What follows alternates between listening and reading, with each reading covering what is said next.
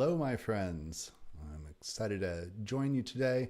Looking forward to talking about burnout, probably something that a lot of us have experienced.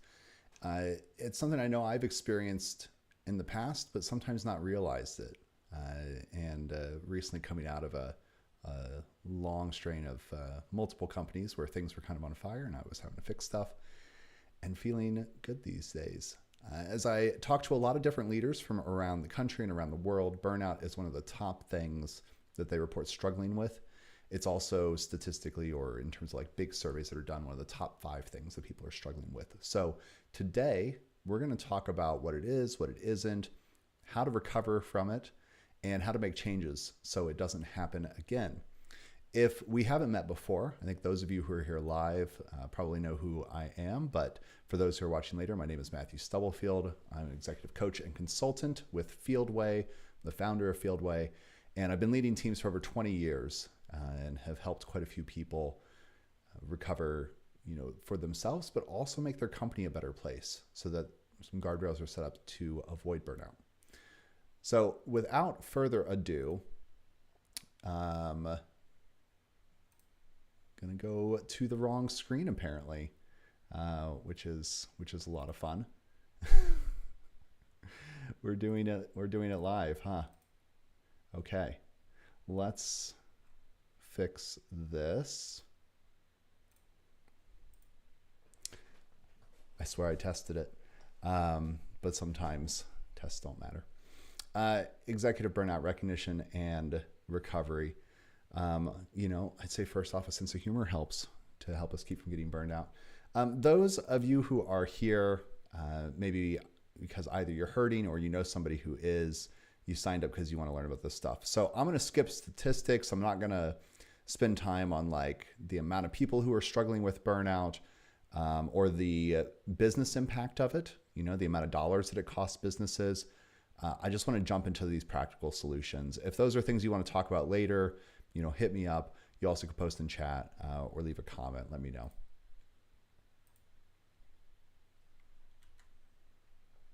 All right. So today, we're going to talk through 3 critical warning signs that tend to fly under the radar for burnout, things that we might miss. We're also going to talk about what burnout is and what it isn't, which is important in terms of treatment and recovery. If you are treating the wrong thing, that's obviously not going to help.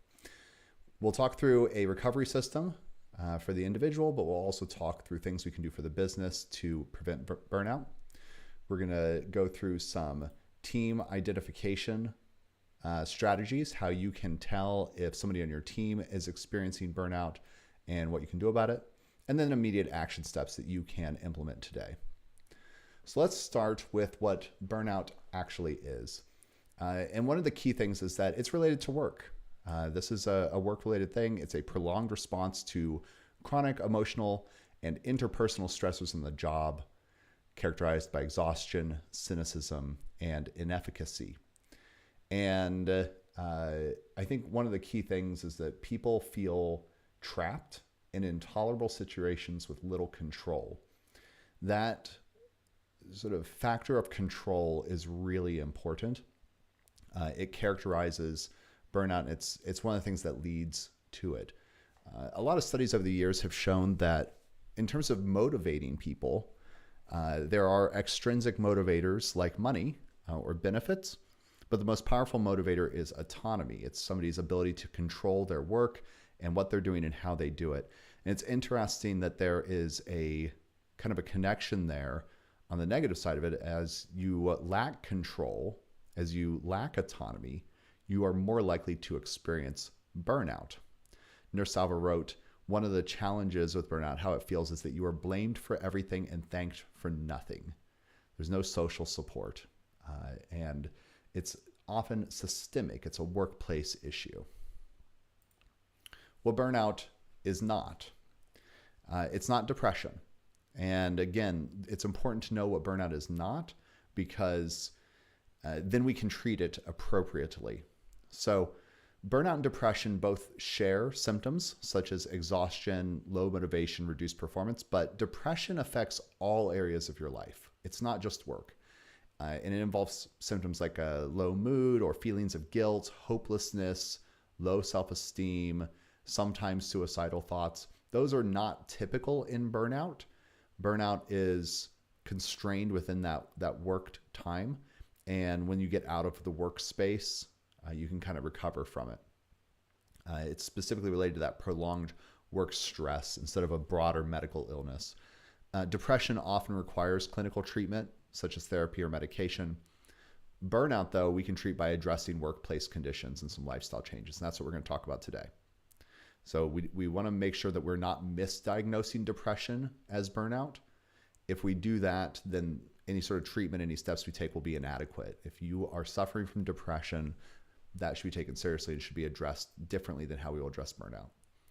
Burnout is also not just general anxiety.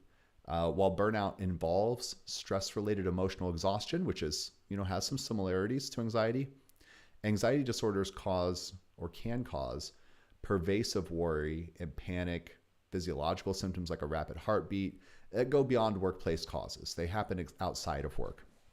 And anxiety can affect multiple life domains. It often co-occurs with burnout. So you might be experiencing burnout and anxiety, but these do require different treatment approaches. So if you are experiencing general anxiety or think you might be, you want to learn about that and address that separately. The ways in which we address burnout are not going to help with anxiety. So it's important to be able to differentiate.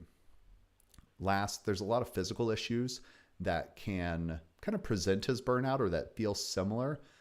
Chronic illness or a sleep disorder can cause that exhaustion that's similar to burnout. Nutritional deficiency is very common, actually, especially I think in the United States. We don't all have a very balanced, healthy diet. And one of the things I learned in getting my annual physical a year ago was that I was deficient on a few key vitamins, and addressing that has made a big difference. That's different than burnout. It might make you feel kind of fatigued, or it might make you struggle a little bit, but it is different. And so if there is a physical issue like a sleep disorder or substance abuse, obviously that needs to be addressed differently than you would address burnout. So let's talk about those three kind of hidden signs. And what was interesting for me as I learned about burnout and what it actually is, I've talked about burnout kind of colloquially in work for a long time, like, oh, I'm feeling burned out, or this person's experiencing burnout. But until I read the definition that it's related to the job and it's related to control, I didn't fully understand it or get it. And once I did and I saw sort of these three hidden causes, it made a lot more sense to me. So the sort of three signals, we'll take these in order. First, emotional exhaustion. And this is a little bit different from just like feeling tired or feeling fatigued.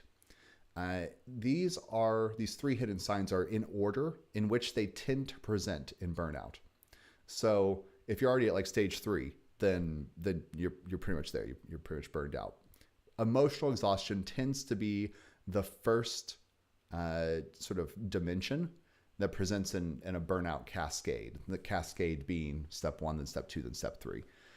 Studies using some different approaches, looking at the people's mental health, show that this emotional exhaustion has the strongest correlation with workplace demands and burnout. And so for me, I'm typically working with people in tech environments like product teams. So within that context, just to give you some examples, emotional exhaustion will manifest as chronic fatigue that rest does not resolve. So you're sleeping 6 to 8 hours a night, but you're still feeling and appearing drained.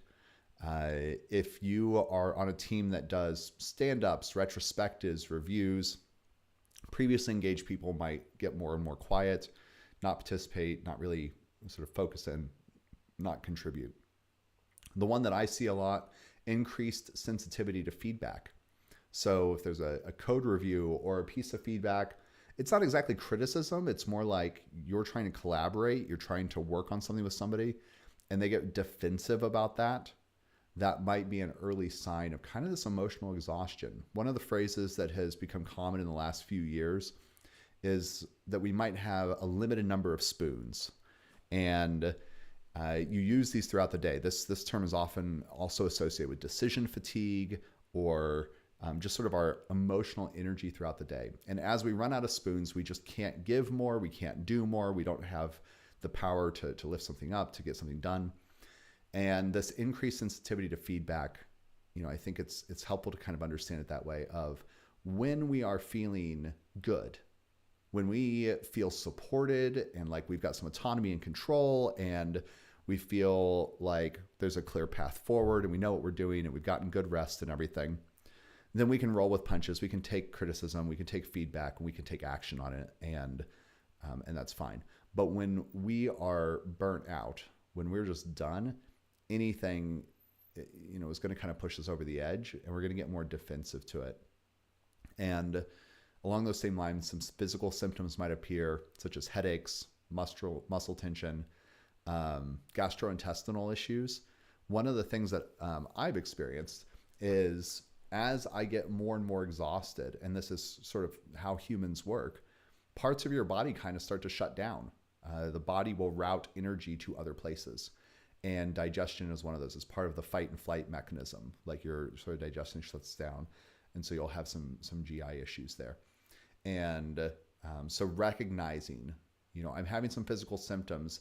Is this a physical issue or is it actually an emotional issue, a psychosomatic issue where my emotional state is causing a physical reaction? Because it's very connected.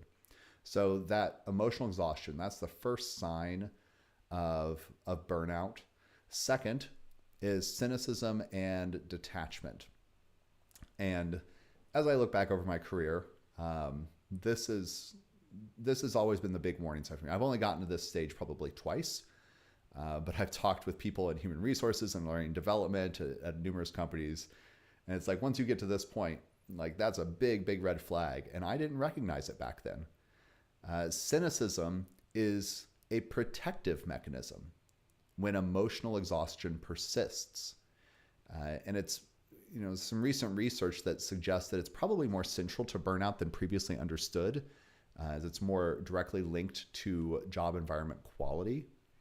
And a lot of studies also show that it correlates strongly with either, it's sort of an, and or workplace violence, such as bullying or just not feeling safe, and poor leadership.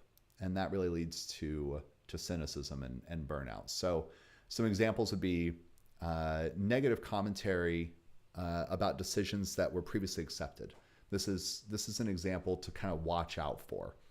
If somebody on your team who was previously accepting certain decisions or accepting a direction suddenly is more negative. They're saying this feature's not going to work. It's a bad idea. That strategy is going to fail. We don't really know what's going to happen. They've lost any sort of optimism for the future. They're less willing to try things and move stuff forward. Pretty good indication of burnout there. People withdraw from collaborative activities, skipping team events. There's just less enthusiasm for the overall vision. They start getting into kind of like a box checking mode where they're showing up, they're doing stuff. Maybe they're still moving things forward. They haven't hit that reduced efficacy stage yet. So they're still delivering work, but you can tell it's a little off. There was actually an article a few weeks ago in Fortune about a new term that has come out called quiet cracking. And this is different from quiet quitting. Quiet quitting is where people have just stopped doing the work effectively. They're still drawing a paycheck. They're still showing up. They're doing like the minimal to get by, but they're just doing the minimum. Quiet cracking is somebody is still doing all the work. They're still delivering the stuff, but under the surface, they are burning out. I don't know that it's helpful to create new words for this or new phrases like quiet cracking, but it was, I think I actually first read about it in INC. But they had published tons of research on tens of thousands of people and found this. And so I think this loss of enthusiasm for the product vision, sort of negative commentary as part of it. If you see increased criticism of stakeholders, users, teammates, particularly sort of dehumanizing language, it becomes kind of an us versus them, or it becomes a, sort of objectifying as opposed to personifying. then that might be an indication of the cynicism and detachment as well.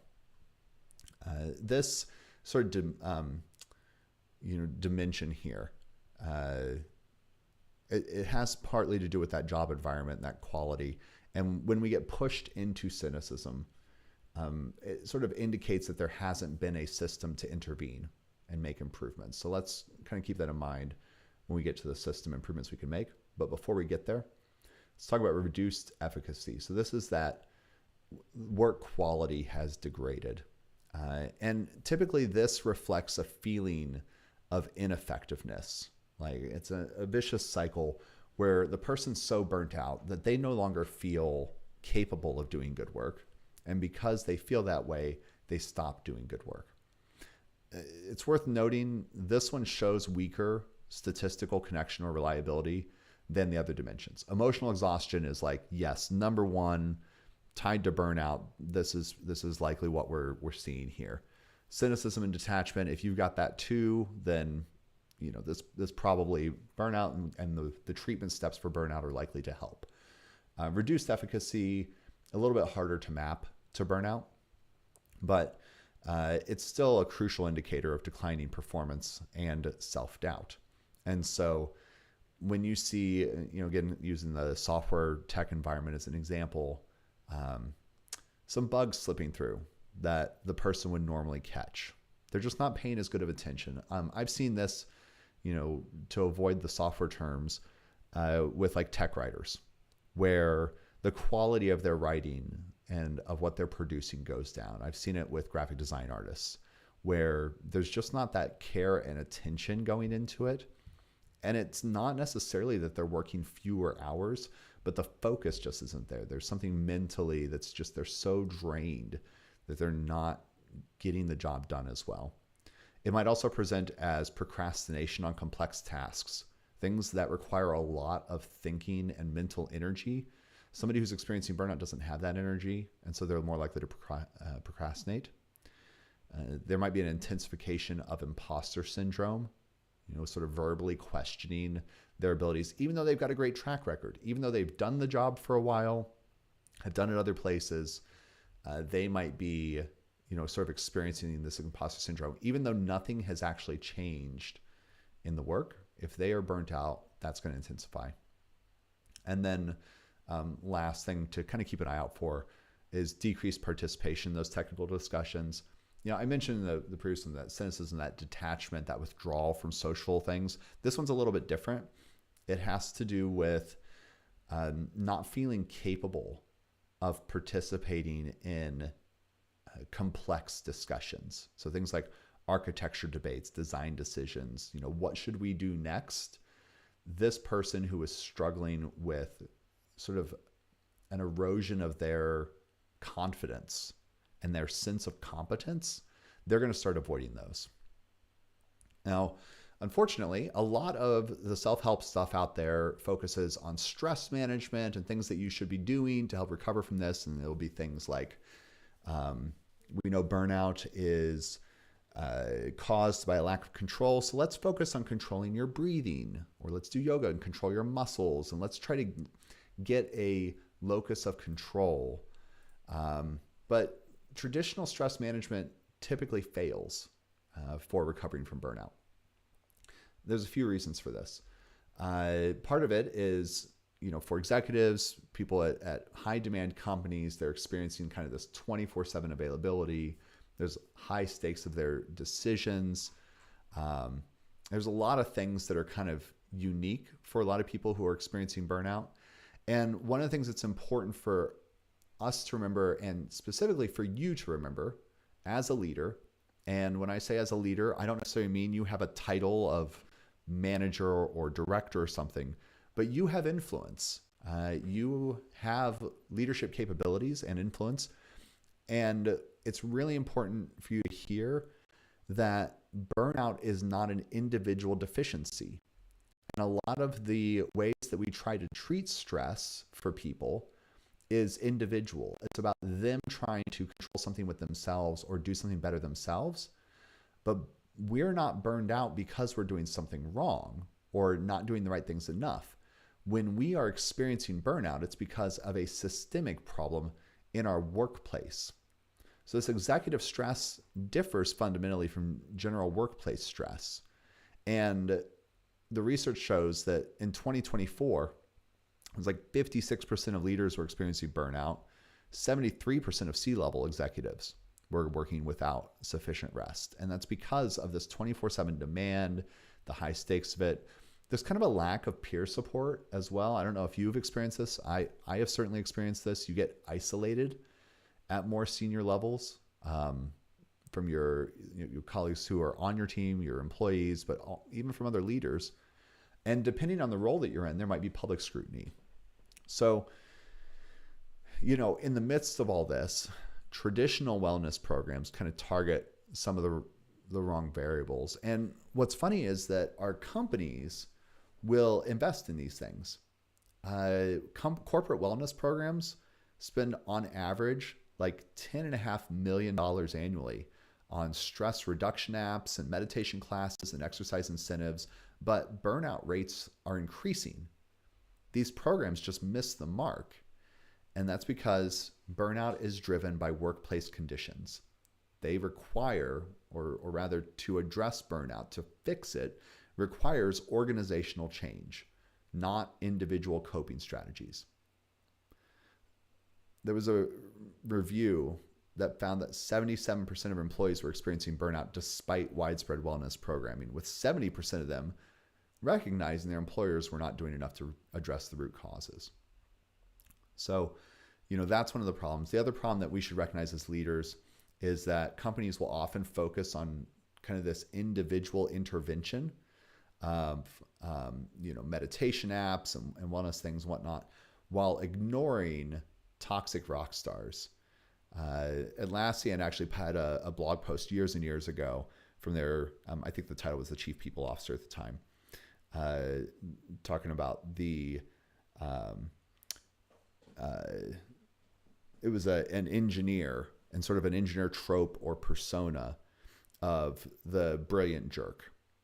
And they said, they are contributing a lot code-wise, but they make everybody else's life miserable.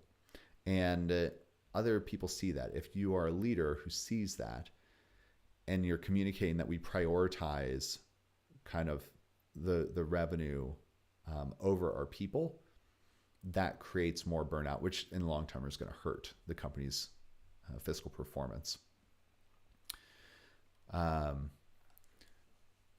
So again, this is a systemic issue. It requires a systemic response. Individual resilience cannot overcome system failures. And there have been studies that found that leadership burnout, or when experiencing burnout, personal coping strategies become ineffective when organizational factors create unsustainable demands. That leads to that cynicism. And we can see that we've got to make changes there. So we're going to talk about the systemic things next. Before we get there, there are things that you can do for yourself. I will caveat this by saying it's limited, okay? So you can do these 4 things that we're going to talk about.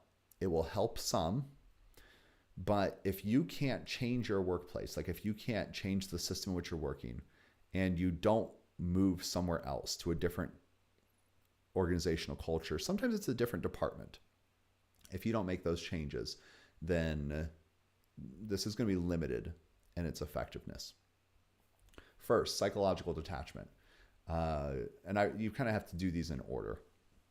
Completely switch off mentally from work during non-work time. You need to set firm boundaries. You need to be open about them, tell your team about them, tell other people about them. And this will halt the chronic activation of stress responses, prevent stewing on unfinished tasks. Practically speaking, the way to do this is sort of 2 approaches. One is to uninstall all work things from your phone. Don't answer calls after hours. Leave your phone in another room. Don't check your email. Don't go to your laptop, whatever. I have recently installed an app called Block on my phone, which if I had thought further ahead, I would have a picture up here for you of the App Store. But it is absolutely brilliant. I have different schedules set, And one of them is called out of office or out of hours, office hours. I don't remember what it's called. But I just created a schedule and I have it block notifications and prevent me from opening the apps when it's not work hours. And then when it hits 8 a.m. the next weekday, I get a little notification telling me how many notifications it is blocked. And I can click on that and I can look back through the 30 or 40 notifications I didn't get while I was sleeping. So switching off from work mentally during non-work time helps. Second, relaxation, low effort, enjoyable activities. This is one of the things I like to call out because I see a lot of leaders in particular kind of make a misstep here. So during their hours of downtime, they will pick the highest stress, highest effort things to do because they're the type of people who like challenges. And that's not wrong necessarily, but you have got to block some time to do things that reduce physiological arousal, downregulate that fight or flight response. If you like to do marathons or mountain climbing or mountain biking or get on the jet ski, like things that kind of get your heart rate going, it's good to do that. It's healthy for us to do it sometimes, but if that is your only downtime, it's not actually downtime. We've got to learn how to develop some physical regulation and how to reduce our stress. So like going for a hike is great. Being around trees and sunshine and birds is really good. Make sure that you stop somewhere halfway through the hike and sit for half an hour to an hour and just listen to nature around you. Like let yourself actually relax. Number 3, mastery. Pursue some challenges outside of work that help foster a sense of competence and control. This can build or rebuild some self-efficacy. It can give you some control, help you feel good. I don't know about you all. For me, this is typically video games. It's a thing I can do that I can enjoy. I've also been doing a lot of projects around our house. It's always nice to get a project done, see that I learned something, that I did something, that I've grown in some way. So getting some challenges that are very, very different. I think that's really important. If you are a software engineer and your weekend mastery development is to go build a side hustle project, like that's not quite what this is talking about. I think it's good to do something that is quite different. Practice fly fishing, practice driving RC cars, like practice doing something a little bit different that can help you develop some mastery and give you a hobby outside work. And then 4th is control. Regain a sense of autonomy by choosing how to spend your time. I think also you can exercise control and regain autonomy within work, even in the midst of a system that is degrading your control, by reframing sort of the narrative of your work. So, start by recognizing where you lack control, but then find areas where you can exercise control and elevate those a bit. Turn up the volume on them, focus on them more, spend more time on them, and that will help combat burnout a little bit. Now, all that said, again, it's only going to go so far if you are in a system that is causing problems. So you do have to pursue systematic culture changes if you can. First, especially if you're a leader and you can do this, embed recovery into the culture. One of the things that I have always done as a leader, I've been leading teams a long time, is to model these boundaries around after work hours. And I'll be clear, it's not something I was always great at. When I got my first full-time job when I was 21. I'd been working regularly since I was 13. But at 21, I got a job at Missouri State University. And the work culture in my department was kind of challenging. It was very demanding. And I was working a lot of hours, especially once I moved into management. Because I was working for the state, when I was in a non-management role, I was called non-exempt, which meant that if I worked overtime, they had to pay overtime. But when I became a manager, I moved into an exempt position, which meant they could work me as many hours as they wanted, and they didn't have to pay overtime. And over the next few years, I started hitting 60, 70, 80 hours a week, every single week that I was working. Because it was a university and we were dealing with winter break and spring break and summer break and things like that and different holidays and whatnot, there were also demands for us in computer services where we couldn't take time off. There were blackout periods. So there were at least 6 months of the year that I couldn't take vacation, kind of spread out. And so it made it challenging to take time off. Didn't feel like I had a lot of control. And I was working all the time. That was terrible. It was terrible for me. It was very unhealthy. It was terrible for my employees. I was not setting a good model. And when I left the university, I went into a consulting job at a company. And I was just very clear with my boss of, I work 40 hours a week, 8 to 5, Monday through Friday. That's what I'm doing. And sometimes you got to flex, you got to do an evening here or there, take an early call, whatever. But on average, that's what I shot for. And I have been doing that for over 10 years now. And here's an interesting thing that you might not expect. No one really minded. I set a boundary and I have been firm with it in every job I've had since then. And my perception has been, it has come across as very professional, very, strong kind of. Nobody has pushed me on it. It's always been a positive for growing my career. So setting boundaries and being open about them will not necessarily hurt your career. I have found there are like startups that won't work with me because they want to work 100 hours a week and they want people who want to do that. But that's not the environment for me. That's just not healthy for me. And so recognizing that about myself and maintaining that boundary has helped me be more healthy. And by and large, it has grown my credibility at companies. So you got to kind of detach that and you got to take that recovery seriously. You have to model taking time off.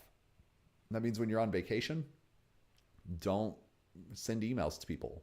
Don't check in on Slack.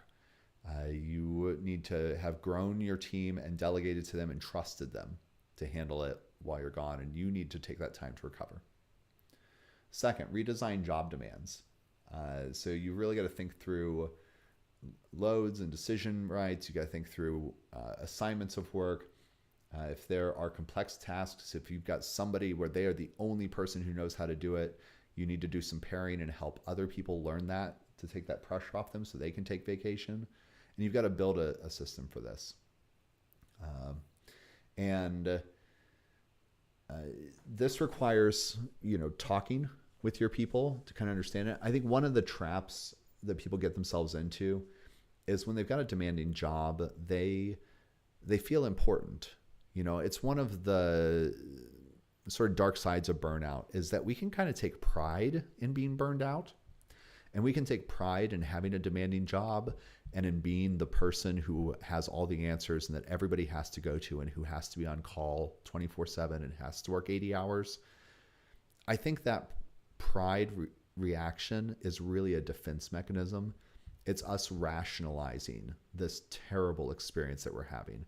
And we're trying to sort of rationalize, why are we letting this happen to us or putting ourselves through this? And that sense of pride helps us kind of push through it. And I just want to encourage you, like, for yourself and for your teammates, long-term, it is not healthy. And it's not healthy short-term either, but like, this is something that you need to work on. And by kind of redistributing things, figuring out the decision rights, delegating more, getting more people trained up, it also lets you and others spend less time firefighting and more time working on strategic work. So, increase support for complex tasks. Try to reduce that relentless time pressure, and that will help. The third, psychological safety. This phrase has come in vogue, and everybody's talking about it, and there's a lot of discussion, has been for years, but it is important. So, we need to encourage open discussions of stress and burnout symptoms without stigma. One thing I would do is in Friday retrospectives, which is a meeting every other week, to kind of reflect on the weeks that were, what we did and how it went. I would sometimes use what's called a radar, and I would have people sort of give scores 1 through 5 or 1 through 10 of how they're doing on a variety of dimensions. We would map that out and look at it and then have a discussion about stress or burnout. And just having open discussion can make a big difference. Also train managers to spot those early warning signs in themselves and their direct reports like we talked about earlier, and then address workloads kind of proactively and collectively. And one last thing that I don't have on the slide here, but is so important, is to align your incentives and metrics. I think incentives are one of the big causes of challenges in organizations, and they contribute to so many challenges in organizations where we haven't aligned incentives, so you get people working at cross purposes. So when it comes to addressing burnout, you want to reward sustainable performance. Like, don't reward the person who's working 80 hours a week. Reward the person who's kind of working in a smart fashion, who delivers reliably and sustainably, and try to remove that hero culture that rewards, even like verbally, sort of a pat on the back, rewards people for excessive hours, and instead highlight examples of teams that deliver consistently without burnout.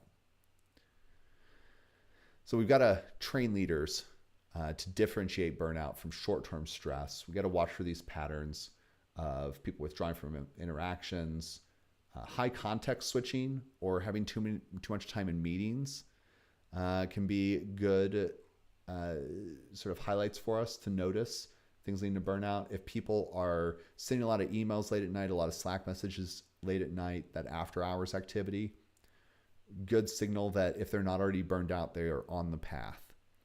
And so we need to look for that triad of exhaustion, cynicism, and reduced efficacy appearing together rather than isolated stress symptoms, and intervene appropriately.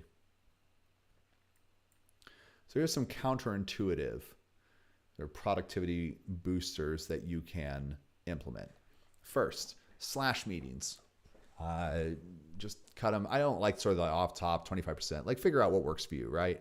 But if we can reduce some meetings to free up deep work time and give people some control over their schedule, if we can reduce the switching costs that come from moving in and out of meetings, it's going to help people deliver faster, better, higher quality work, and it's going to reduce some stress there.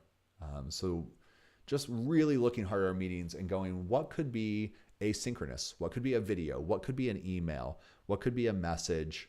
What could be a document? And cut everything else. Try to sort of shorten work blocks, increase recovery breaks. We typically find when you start studying people's flow, 90-minute blocks of time with like 15-minute recovery breaks, they leverage what's called an ultradian rhythm. And that leads to a good productivity peak and some focused bursts of work that prevent fatigue. And that delivers higher sustained output instead of like a 4 to 8 hour stretch. And if you model this, so if you as a leader model this, you will see teams throughput rise on average by 10 to 15%. So trying to sort of model, schedule your meetings accordingly, get people into this kind of 90-minute focus block. You want to delegate decision rights and empower the team. Delegation is one of the challenges that I heard from a lot of leaders. It's something I'm going to be doing some teaching on soon. I think we struggle with delegation for a variety of reasons. I don't have time to dive into it here. I would just say to boost productivity and to decrease burnout, delegating more, particularly low impact decisions, it will reduce executive bottlenecks. It'll accelerate execution.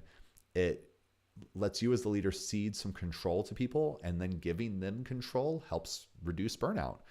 It restores your capacity to focus on strategic priorities, helps the team to take more control and have more autonomy. So delegation can be very good. It has to be with support. It has to be with mentorship, but it also has to be with letting go and accepting that somebody's going to do the work a little bit differently than you, but it can still be good. You can still move forward with it. And last, build some deliberate Slack and roadmaps. There's always pressure to deliver more and do it faster and sooner on the calendar. I always encourage people, and I've always practiced this, build some Slack into your timelines, into your roadmaps that you can use for mentoring or innovation or unexpected work or somebody being out. One of the things I've been studying a lot the last few months is grief and loss, and just the sad fact that on average, 1 in 10 of us is going to lose somebody every year. And we're going to experience grief. and that's going to impact our productivity for like a year. It's really hard, but we don't plan for it in our roadmaps typically. We try to plan for 100% all the time, no problems, and then we say, if there's a problem, we'll figure it out then. And then everybody is stressed and burned out because they know that expectation is there. So if you build some slack in, kind of underload a little bit, this quiet capacity is going to let people recover without derailing commitments. And over time, your throughput actually goes up because of that reduced stress. And you'll see a higher value flow, which is another topic. Can't get too much into. But those 4 things, they make a big difference. Combine that with systematic changes, and it'll help a lot. Now, if you or somebody on your team is experiencing severe burnout or depression or anxiety, you do want to seek professional support.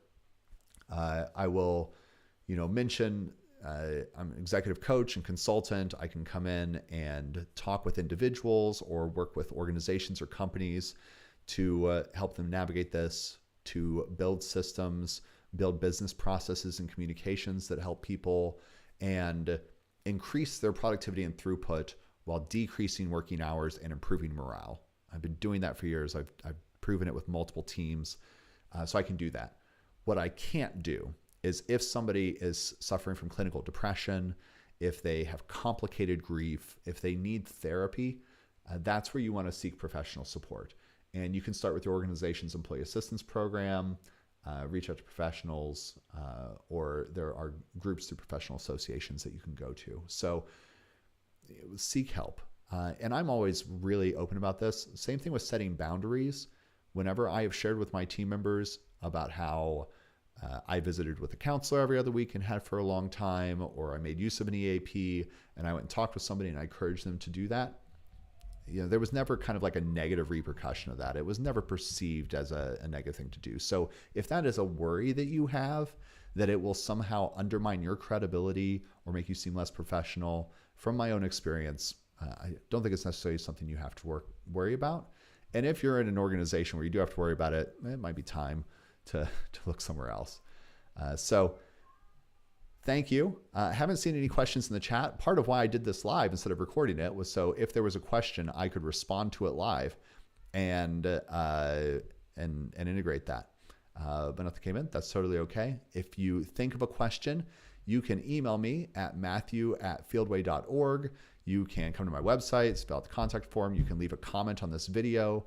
That'll be on YouTube. You can go to my blog. I'm really easy to find on the internet, actually, and would love to connect with you to help you deal with the challenges of burnout, help you improve your organization, and again, help you, improve your health, your team's health, and your productivity without it requiring more working hours or more stress. There's a way to improve your value flow without any of that, where people are working 40 or few hours a week, and we can absolutely get you there. The main thing is just to let you know that you're not alone and you don't have to deal with this alone.